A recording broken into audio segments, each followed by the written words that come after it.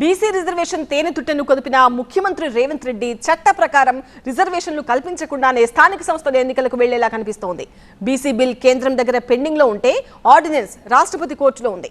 ఈ రెండు మార్గాలు మూసుకుపోవడంతో ఇక పార్టీ పరంగానే బీసీలకు 42% టికెట్లు ఇచ్చి ఎన్నికలకు వెళ్లాలని డిసైడ్ అయినట్టు సమాచారం.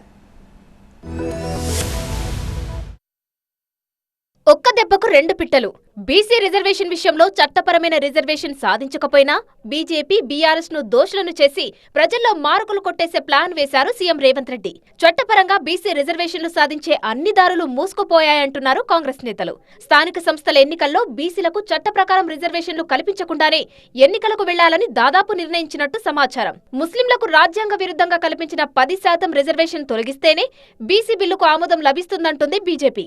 గవర్నర్ కు పంపిన ఆర్డినెన్స్ ఆమోదం పొందలేదు. దీంతో బీజేపీపై మండిపడ్డారు సీఎం రేవంత్ రెడ్డి.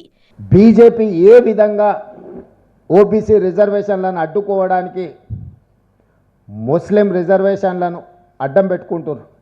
ఇది బీజేపీ అడ్డుకోవడానికి చేస్తున్న ప్రయత్నం. బీసీ రిజర్వేషన్ల విషయంలో బీఆర్ఎస్ సహకరించడం లేదన్నారు రేవంత్ రెడ్డి. ఇక బీఆర్ఎస్ సికండి పాత్ర పోషిస్తుంది. ఎట్లయినా కాంగ్రెస్ దెబ్బతీయాలి కాబట్టి మేము బీజేపీతోనే అంటగాగుతాము. మేము కాంగ్రెస్ పార్టీ చేస్తున్న ఏ మంచికి సహకరించము. చట్టపరంగా రిజర్వేషన్లు వీలు కావడం లేదన్న ముఖ్యమంత్రి పార్టీ పరంగా ఏం చేయాలన్నది రాష్ట్ర నేతలతో చర్చిస్తామన్నారు. గవర్నర్ ఆర్డినెన్స్ ను ఆమోదించకపోవడం బాధాకరమన్నారు రేవంత్ రెడ్డి. బీసీలకు పార్టీ నుంచి 42% టికెట్లు కేటాయించే విషయంపై మంతనాలు జరుపుతామన్నారు.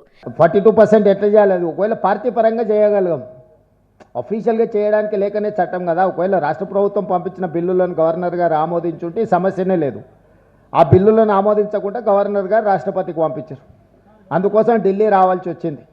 ఇప్పుడు పార్టీ పరంగా ఏ నిర్ణయం తీసుకోవాలి, ప్రభుత్వ పరంగా ఏ నిర్ణయం తీసుకోవాలో పిఏసీలో చర్చిస్తాం. మీరు చెబుతున్నది కూడా మా పరిగణలో ఉన్నది. బీసీ రిజర్వేషన్ల విషయంలో బీజేపీ బీఆర్ఎస్ కు చిత్తశుద్ధి లేదన్నారు రేవంత్ రెడ్డి. తాము చట్టపరంగా రిజర్వేషన్లు కల్పించని పక్షంలో పార్టీ పరంగా 42% సీట్లు ఇస్తామని ప్రకటించి స్థానిక సంస్థల ఎన్నికలకు వెళ్లాలని ఆయన భావిస్తున్నట్టు సమాచారం.